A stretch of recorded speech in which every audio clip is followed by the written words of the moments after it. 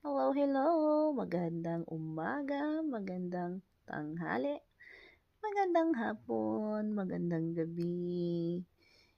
Eto na naman si DJ Han, nagdadaldal. Narinig niyo na ba ang latest?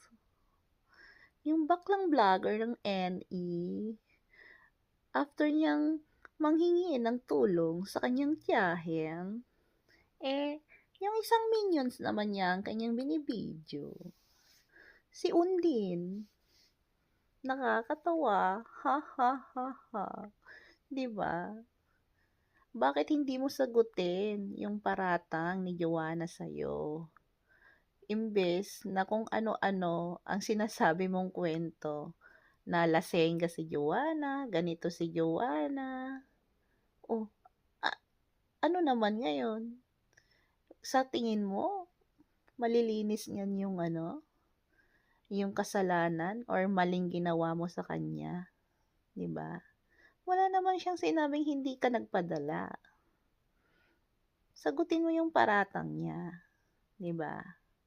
Yung tungkol sa pinilit mo siya na pumunta kahit namatay na si Ilan. Pinagsayaw-sayaw mo. Wala ka namang diretsong sagot. Imbes, gumamit ka pa ng tiyahin, ngayon naman, yung minions mo, pagkatapos ng hipag mo na puro second demotion, ngayon, si Undin, yung isa mong minion, ang ginagamit mo ngayon. Wala ka ba talagang balls? Baklang bakla eh. Alam mo yun, pamilyado kang tao, tapos gaganyanin, ganyan lang ang irerebat mo sa isang babae.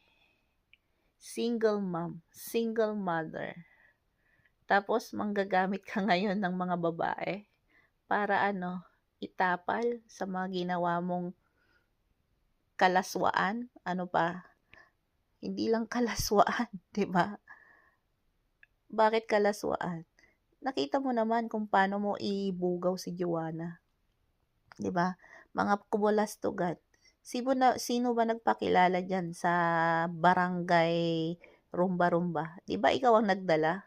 Tapos ngayon, chinichismis nyo, ginagawa nyo ng storya. Sabihin na nating totoo.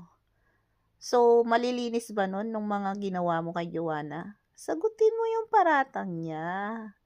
Hindi yung gagamit ka ng minions para siraan si Joanna. Napakabakla niyan. 'Di ba?